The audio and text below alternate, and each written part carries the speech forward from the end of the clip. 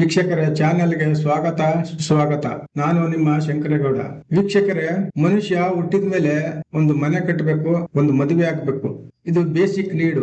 ನಾವು ಮನೆ ಕಟ್ಟಬೇಕಾದಾಗ ಮನೆನ ಎಲ್ಲಿ ಕಟ್ಟಬೇಕು ಅಂತ ಮೊದಲು ತೀರ್ಮಾನ ಮಾಡ್ತೀವಿ.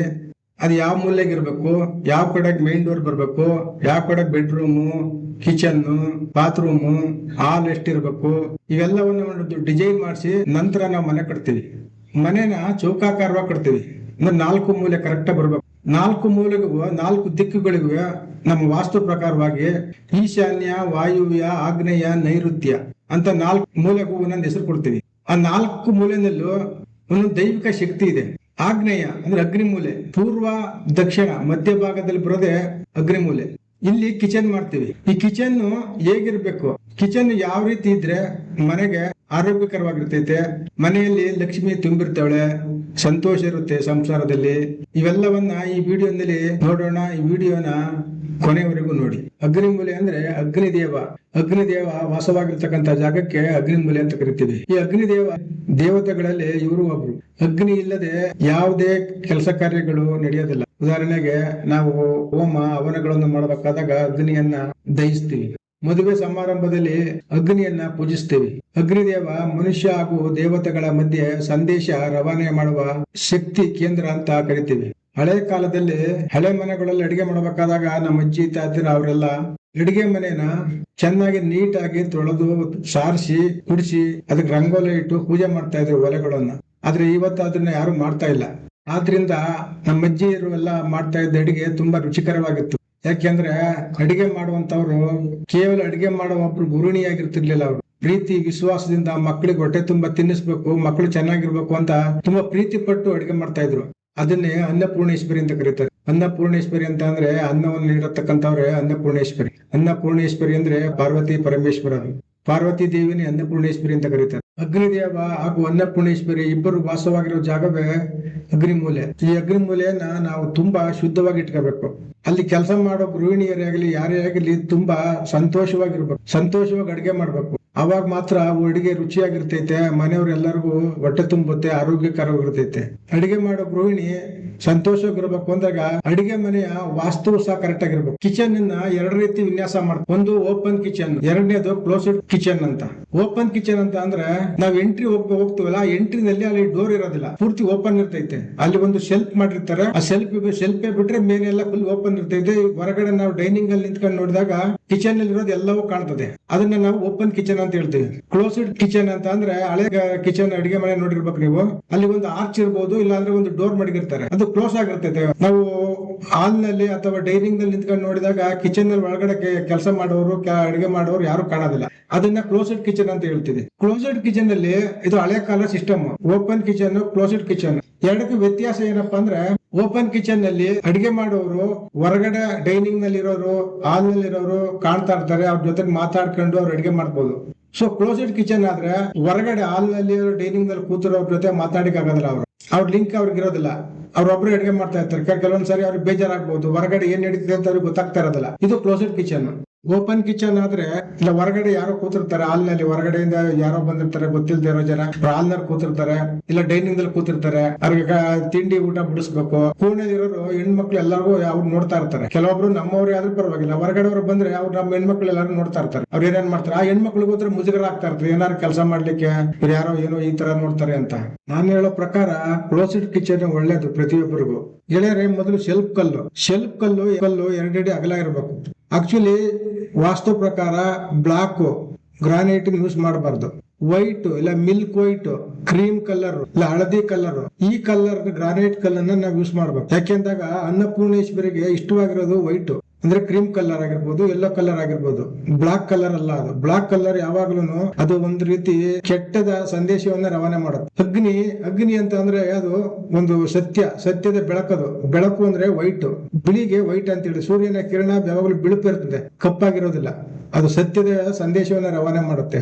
ನಾವ್ ಯಾವಾಗ್ಲೂ ಬ್ಲಾಕ್ ಗ್ರಾನೈಟ್ ಅಂತ ಬ್ಲಾಕ್ ಗ್ರಾನೈಟ್ ಹಾಕಿಸ್ತೀವಿ. ಯಾತಕ್ಕೆಂದಾಗ ಅದು ಕಡಿಮೆ ರೇಟ್ ಸಿಗುತ್ತೆ. ಜನಕ್ಕೆ ಗೊತ್ತಿಲ್ಲ ಅದು ಬ್ಲಾಕ್ ಗ್ರಾನೈಟ್ ನ ಆಕ್ಚುಲಿ ನಮ್ಮ ವಾಸ್ತು ಪ್ರಕಾರ ಹಾಕ್ಬಾರ್ದು. ನಾವು ಕಿಚನ್ ನಲ್ಲಿ ಪೂರ್ವ ದಿಕ್ಕಿಗೆ ಮಕ್ಕ ಮಾಡಿ ನಿಂತ್ಕೊಂಡಾಗ ಬಲಭಾಗಕ್ಕೆ ಸ್ಟವ್ ಇಡಬೇಕು, ಎಡಭಾಗಕ್ಕೆ ಸಿಂಕ್ ಇರ್ಬೇಕು. ಅದಕ್ಕೂ ಕಡಿಮೆ ಅಂತ ಅಂದ್ರೆ 2 ಅಡಿ ಅಂತರ ಇರ್ಬೇಕು. ಯಾಕೆಂದಾಗ ಬೆಂಕಿಗೂ ನೀರಿಗೂ ಸಂಬಂಧ ಇಲ್ಲ, ಅವೆರಡಕ್ಕೂ ವಿರೋಧ. ಆದ್ರಿಂದ ಒಂದಿಷ್ಟು ಅಂತರ ಇಟ್ಕೊಂಡ್ರೆ ತುಂಬಾ ಒಳ್ಳೇದು. ಅಡಿಗೆ ಮಾಡುವಂತ ಗೃಹಿಣಿ ಪೂರ್ವ ದಿಕ್ಕಿಗೆ ಮಖ ಮಾಡಿ ನಿಂತ್ಕೊಂಡು ಅಡಿಗೆ ಮಾಡ್ಬೇಕು. ಅಡಿಗೆ ಮಾಡೋದು ಸ್ಟವ್ ಮೇಲ್ಗಡೆ ಒಂದು ಕಿಟಕಿ ಇಡಬೇಕು. ಅದರಿಂದ ಗಾಳಿ ಹವಾ ಚೆನ್ನಾಗ್ ಆಡುತ್ತೆ. ಅವಾಗ ಯಾವುದೇ ವಾಸನೆ ಅಡಿಗೆ ಮನೇಲಿ ಇರೋದಿಲ್ಲ, ಎಲ್ಲ ಹೊರಗಡೆಗೆ ಬರ್ತೈತೆ. ಈಗ ಮಾಡ್ಯುಲರ್ ಆದ್ಮೇಲೆ ಕಿಚನ್ ಚಿಮ್ನಿ ಬರ್ತೈತೆ. ಕಿಚನ್ ಚಿಮ್ನಿ ಸೇಮ್ ನಮ್ಮ ಸ್ಟವ್ ಎಲ್ಲಿರುತ್ತೋ ಅದ್ರ ಮೇಲ್ಗಡೆ ಇರಬಾರ್ದು, ಅದಕ್ಕೆ ಸ್ಟವ್ ಇಂದ ಪಕ್ಕದಲ್ಲಿ ಇರಬೇಕು. ನಾವು ಮೇಲ್ಗಡೆ ನಾವೇನ್ ಮಾಡ್ತೀವಿ, ಈ ಚಿಮ್ನಿ ಇಡ್ತೀವಿ. ಚಿಮ್ನಿ ಇಡೋದ್ರಿಂದ ಕೆಲವೊಂದು ನೆಗೆಟಿವ್ನೆಸ್ ಬರ್ತೈತೆ ಅಲ್ಲಿ. ಕೆಲವೊಂದು ಸಾರಿ ಆ ಚಿಮ್ನಿ ಒಳಗಡೆಯಿಂದ ಹುಳುಗಳು ಕೂತ್ಕೊಂಡು ನೇರವಾಗಿ ಅಡಿಗೆ ಒಳಗೆ ಬೀಳಬಹುದು. ಅದು ನಾವು ನಾವು ತಿಳ್ಕೊಂಡಿರ್ತೀವಿ ಎಕ್ಸಿಟ್ ಆಗ್ತದೆ ಅಂತ, ನಾವು ಓಕೆ ಅದಕ್ಕೆ ಎಕ್ಸಿಟ್ ಆಗ್ತೈತೆ, ಆದ್ರೆ ನೆಗೆಟಿವ್ನೆಸ್ ಅಲ್ಲಿ ತುಂಬಾ ಜಾಸ್ತಿ ಇದೆ. ಆದ್ರಿಂದ ನೀವು ಚಿಮ್ನಿ ಇಡ್ಬೇಕಾದಾಗ ಎಕ್ಸಾಕ್ಟ್ ಆಗಿ ಸ್ಟವ್ ಮೇಲ್ಗಡೆ ಇಡಬಾರ್ದು, ಪಕ್ಕದಲ್ಲಿ ಇಡಿ, ರೈಟ್ ಸೈಡ್ಗೆ. ನಂತರ ಕಿಚನ್ ಕ್ಯಾಬಿನೆಟ್. ಗೆಳೆಯರೆ, ಕಿಚನ್ ಕ್ಯಾಬಿನೆಟ್ ಸಾಮಾನ್ಯವಾಗಿ ಎಲ್ಲರೂ ವುಡನ್ ಕಿಚನ್ ಕ್ಯಾಬಿನೆಟ್ ಮಾಡಿಸ್ಕೊಳ್ತಾರೆ. ವುಡ್ನಿಂದ ಕ್ಯಾಬಿನೆಟ್ ಮಾಡಿಸ್ಬೇಡಿ, ಅದರಿಂದ ಅದು ಒಂದ್ 2 ವರ್ಷ ಚೆನ್ನಾಗಿರ್ತೈತೆ. ಆನಂತರ ಅದಕ್ಕೆ ಫಂಗಸ್ ಬರ್ತೈತೆ ವುಡ್ ಅಲ್ಲಿ, ಅದು ನೀರ್ ಬಿದ್ದು ಬಿದ್ದು ಎಲ್ಲ ಕರ್ಗೋಗುತ್ತೆ. 4-5 ವರ್ಷ ಆದ್ಮೇಲೆ ವುಡನ್ ಕಿಚನ್ ಕ್ಯಾಬಿನೆಟ್ ತೆಗೆದು ಹಾಕ್ಲೇಬೇಕಾಗ್ತೈತೆ. ಹೊಸದಾಗಿ ಮಾಡಿಸ್ಬೇಕಾದಾಗ ಅದು ಲಕ್ಷಾಂತರ ರೂಪಾಯಿ ದುಡ್ಡಿಸ್ಕೊಂಡಿರ್ತಾರೆ. 4-5 ವರ್ಷ ಆದ್ಮೇಲೆ ಕಿತ್ತೆ ಹಸ್ಬಿಟ್ಟು ಮತ್ತೆ ಮಾಡಿಸ್ಬೇಕಾಗ್ತೈತೆ, ಸ್ಮೆಲ್ ಬರ್ತೈತೆ, ತುಂಬಾ ಬರ್ತೈತೆ. ದಯಮಾಡಿ ಕಿಚನ್ ಕ್ಯಾಬಿನೆಟ್ ಮಾಡಿಸ್ಬೇಕಾದಾಗ ಮೊದಲು ನೀವು ಗ್ರಾನೈಟ್ ಅಲ್ಲಿ ಕಿಚನ್ ಕ್ಯಾಬಿನೆಟ್ ಮಾಡಿಸ್ಕೊಳ್ಳಿ. ಒಳಗಡೆ ಪಾರ್ಟಿಷನ್ ಶೆಲ್ಫ್ ಪಾರ್ಟಿಷನ್ ಗಳು ಗ್ರಾನೈಟ್ ಅಲ್ಲಿ ಕೂರಿಸ್ಕೊಳ್ಳಿ. ನಂತರ ಹೊರಗಡೆ ಡೋರ್ ಬರುತ್ತಲ್ಲ, ಅದನ್ನ ಮಾತ್ರ ವುಡನ್ ನಲ್ಲಿ ಡೋರ್ ಮಾಡಿಸ್ಕೊಳ್ಳಿ. ಅದು ನೋಡ್ಲಿಕ್ಕೆ ಒಳಗಡೆ ಅದು ಹೊರಗಡೆ ಏನು ಕಾಣಕಲ್ಲ, ಹೊರಗಡೆ ನೋಡಿದ್ರೆ ಅದು ವುಡನ್ ಕ್ಯಾಬಿನೆಟ್ ತರನೇ ಕಾಣ್ತೈತೆ. ಈ ರೀತಿ ಮಾಡಿಸೋದ್ರಿಂದ ಕ್ಲೀನ್ ಮಾಡಕ್ಕೂ ಚೆನ್ನಾಗಿರ್ತೈತೆ. ಅದು ಯಾವ್ದು ಫಂಗಸ್ ಬರಲ್ಲ, ವುಡ್ ಇಲ್ದೇ ಇರೋದ್ರಿಂದ ಅದು ಹಾಳಾಗೋದು ಇಲ್ಲ, ಲಾಂಗ್ ಲೈಫ್ ಬರ್ತೈತೆ. ಆ ನಂತರ ಸಿಂಕ್ ಕೆಳಗಡೆ ಅಲ್ಲಿ ಯಾವುದೇ ವುಡ್ ಯೂಸ್ ಮಾಡಬೇಡಿ. ಬೇಕಿತ್ತು ಅಂದ್ರೆ ಓಪನ್ ಬಿಟ್ಬಿಡಿ. ಯಾಕೆಂದಾಗ ಅದು ಸಿಂಕ್ ಕೆಳಗಡೆ ವಾಟರ್ ಲೀಕೇಜ್ ಆಗೇ ಅದು ಕೆಳಗಡೆ ಬಿದ್ದು ಆ ಮರ ಎಲ್ಲ ಹೋಗ್ತೈತೆ, ಇನ್ನು ಜಾಸ್ತಿ ಸ್ಮೆಲ್ ಬರುತ್ತೆ ಅಲ್ಲಿ. ಬೇಕಿದ್ರೆ ಅಲ್ಲಿ ಒಂದು ಸೆಲ್ಫ್ ಕಲ್ ಇಟ್ಟು ಫ್ರಂಟ್ ಸೈಡ್ ನಲ್ಲಿ ಒಂದು ಡೋರ್ ಮಾಡಿಸ್ಕೊಳ್ಳಿ, ಅದು ಕ್ಲೀನ್ ಮಾಡಬಹುದು. ಬೇಕಾದ್ರೆ ಅಲ್ಲಿ ಒಂದು ವೇಸ್ಟೇಜ್ ಏನಾದ್ರು ಒಂದು ಬಕೆಟ್ ಇಡ್ತಿರಲ್ಲ ಅದ್ರೊಳಗೆ ಇಟ್ಕೋಬಹುದು. ಅಲ್ಲಿ ಯಾವುದೇ ಕಾರಣದ ಸಿಂಕ್ ಕೆಳಗಡೆ ವುಡ್ ವರ್ಕ್ ಮಾಡಿಸ್ಬೇಡಿ. ಇನ್ನ ಫ್ರಿಡ್ಜ್ ದಕ್ಷಿಣ ಹಾಗೂ ಪಶ್ಚಿಮದ ಮಧ್ಯಭಾಗದಲ್ಲಿ ಇರಬೇಕು. ವೆಸ್ಟರ್ನ್ ಸೌತ್ ಮಧ್ಯದಲ್ಲಿ ಫ್ರಿಡ್ಜ್ ಇಡಬೇಕು. ಇದು ವಾಸ್ತವವಾಗಿ ಒಳ್ಳೇದು. ಕಿಚನ್ ವಾಲ್ ಟೈಲ್ಸ್, ನಾವು ಕಿಚನ್ ಗೆ ವಾಲ್ ಟೈಲ್ಸ್ ಹಾಕ್ಬೇಕಾದ್ರೆ ಅದು ವೈಟ್ ಆಗಿರ್ಬೇಕು, ಇಲ್ಲಾಂದ್ರೆ ಕ್ರೀಮ್ ಕಲರ್ ಇರ್ಬೇಕು. ಇವೆರಡನ್ನ ನೋಡಿ ಹಾಕಿ. ಯಾಕೆಂದ್ರೆ ನಾವು ಮೊದಲೇ ಹೇಳಿದೆ, ಅನ್ನಪೂರ್ಣೇಶ್ವರಿಗೆ ವೈಟ್ ಕಂಡ್ರೆ ತುಂಬಾ ಇಷ್ಟ. ಡಾಡೋ ಟೈಲ್ಸ್, ಶೆಲ್ಫ್ ಕಲ್ಲು ಎರಡು ವೈಟ್ ಹಾಕೋದ್ರಿಂದ ಮನೆ ಆರೋಗ್ಯಕರವಾಗಿರ್ತೈತೆ, ಹಾಗೂ ನೋಡ್ಲಿಕ್ಕೂ ತುಂಬಾ ಚೆನ್ನಾಗಿ ಕಾಣುತ್ತೆ. ಕ್ರೀಮ್ ವೈಟ್ ಕೆಲಸ ಮಾಡೋರ್ಗು ತುಂಬಾ ಅಚ್ಚುಕಟ್ಟಾಗಿ ನೀಟಾಗಿ ಕಾಣೋ ತರ ಕಾಣುತ್ತೆ. ಡಾಡೋ ಟೈಲ್ ಹಾಕ್ಬೇಕಾದಾಗ ಅಪ್ ಅಂಡ್ ಡೌನ್ ಇರೋ ಟೈಲ್ಸ್ ಹಾಕ್ಬೇಡಿ. ನಾರ್ಮಲ್ ಆಗಿ ನಾವು ಫ್ಲೋರಿಂಗ್ ಮಾಡ್ತೀವಲ್ಲ ಅದೇ ತರ ಟೈಲ್ಸ್ ನೇ ಹಾಕಿ. 2x2 ಹಾಕಿ, ಇಲ್ಲ 4x2 ಹಾಕಿ. ಯಾಕೆಂದಾಗ ಅದನ್ನ ಕ್ಲೀನ್ ಮಾಡಕ್ಕೆ ತುಂಬಾ ಚೆನ್ನಾಗಿರ್ತೈತಿ. ಮೊದಲ ಕಾಲದಲ್ಲೆಲ್ಲ ಒಂದು ಅಪ್ ಅಂಡ್ ಡೌನ್ ತರ ಬರ್ತಾ ಇತ್ತು, ಅದು ಚೆನ್ನಾಗಿರೋದಿಲ್ಲ, ಕ್ಲೀನ್ ಮಾಡಕ್ ಆಗೋದಿಲ್ಲ ನೀಟಾಗಿ. ಇದಾದ್ರೆ ನೀಟಾಗಿ ಪ್ಲೈನ್ ಇರ್ತೈತೆ, ಕ್ಲೀನ್ ಮಾಡಬಹುದು. ಆ ತರದನ್ನ ವಾಲ್ ಟೈಲ್ಸ್ ಹಾಕೊಳ್ಳಿ. ವಾಲ್ ಟೈಲ್ಸ್ ಅಲ್ಲಿ ಪೇಪರ್ ಜಾಯಿಂಟ್ ಮಾಡಿ, ಸ್ಪೇಸರ್ ಜಾಯಿಂಟ್ ಕೊಡ್ಬೇಡಿ. ಅಂತಂದ್ರೆ ಕೆಲವೊಬ್ರು ಸ್ಪೇಸರ್ ಜಾಯಿಂಟ್ ಮಾಡ್ತಾರೆ, ಅಲ್ಲಿ ಗ್ರೌಂಡ್ ಮಾಡಕ್ ಆಗೋದಿಲ್ಲ. ಪೇಪರ್ ಜಾಯಿಂಟ್ ಅಂದ್ರೆ ಪೂರ್ತಿ ಕ್ಲೋಸ್ ಆಗಿರ್ಬೇಕು, ಅಲ್ಲಿ ಯಾವ್ದು ಜಾಯಿಂಟ್ ಕಾಣಬಾರ್ದು. ಆ ರೀತಿಯಾಗಿ ಡಾಡೋ ಟೈಲ್ಸ್ ಅನ್ನ ಫಿಕ್ಸ್ ಮಾಡ್ಬೇಕು. ಕಿಚನ್ ಫ್ಲೋರಿಂಗು ಸಹ same white colour, cream colour, ಇದ್ರ ಯೆಲ್ಲೋ ಕಲರ್, ಇಲ್ಲಂದ್ರೆ ಯೆಲ್ಲೋ ಅಂಡ್ ಗ್ರೀನ್ ಮಿಕ್ಸ್ ಆಗಿರೋದು ಹಾಕಿ. ಇದು ವಾಸ್ತುವಾಗಿ ತುಂಬಾ ಒಳ್ಳೇದು. ರೆಡ್ ಕಲರ್, ಬ್ಲಾಕ್ ಕಲರ್ ಇವ್ ಹಾಕ್ಬಾರ್ದು. ಅಡಿಗೆ ಮಾಡೋರ್ಗೆ ತುಂಬಾ ರ್ಯಾಶ್ ಆಗ್ತೈತದು, ಅವ್ರಿಗೊಂಥರ ಕೋಪ ಬರ್ತೈತೆ. ರೆಡ್ ಕಲರ್, ಬ್ಲಾಕ್ ಕಲರ್ ಅಡಿಗೆ ಮಾಡ್ಲಿಕ್ಕೆ ಇಷ್ಟವಾಗೋದಿಲ್ಲ. ಆ ರೀತಿಯಾಗಿ ಬ್ಲಾಕ್ ಕಲರ್ ಮನುಷ್ಯನ್ಗೆ ತೇಜವಾದ ಮಾಡುತ್ತೆ. ಬ್ಲಾಕ್ ಕಲರ್, ರೆಡ್ ಕಲರ್ ಅಡಿಗೆ ಮನೆಗೆ ಯೂಸ್ ಮಾಡಬಾರ್ದು. ಗ್ರಾನೈಟ್, ಟೈಲ್ಸ್, ಡಾಡೋ, ಫ್ಲೋರಿಂಗ್ ಯಾವ್ದೇ ಆದ್ರೂ ಎಲ್ಲಾನು ವೈಟ್ ಕಲರ್ ಯೂಸ್ ಮಾಡಿ. ಮನೆ ಮನಸ್ಸು ಎರಡು ಆರೋಗ್ಯಕರವಾಗಿರುತ್ತದೆ. ಅಡಿಗೆ ಕೋಣೆಯ ಬಲಭಾಗದಲ್ಲಿ ಜಾಗ ಇದ್ರೆ ಅಲ್ಲಿ ಒಂದು ಯುಟಿಲಿಟಿ ಮಾಡಿಸ್ಕೊಳ್ಳೋದು ಒಳ್ಳೇದು. ಯಾಕೆಂದ್ರೆ ನಾವು ರಾತ್ರಿ ವೇಳೆ ಊಟ ಮಾಡಿ ಆದ್ಮೇಲೆ ತೊಳೆಯುವಂತ ಪಾತ್ರೆಗಳು ಯಾವ್ದಾದ್ರು ಇದ್ರೆ ಅದನ್ನ ತಗೊಂಡೋಗಿ ಯುಟಿಲಿಟಿಲಿ ಇಟ್ಟುಬಿಟ್ಟು ಅಡಿಗೆ ಮನೆಯನ್ನ ಕ್ಲೀನ್ ಮಾಡಿ ಇಟ್ಟು ನಾವು ಮಲಿಕಬೇಕು. ಇನ್ನೊಂದು ಹೇಳ್ತಾರೆ ಪೂರ್ವಿಕರು, ನಾವು ಉಂಡು ಮಲಗಿದ್ಮೇಲೆ ಪಾರ್ವತಿ ಪರಮೇಶ್ವರ ಬಂದು ನೋಡಿ ನಮ್ಗೆ ನಾಳೆ ಊಟವನ್ನ ಕೊಟ್ಟು ಹೋಗ್ತಾರೆ. ನಾವು ಚೆನ್ನಾಗಿದ್ರೆ ಆರೋಗ್ಯಕರವಾದ ಊಟ ಕೊಡ್ತಾರೆ.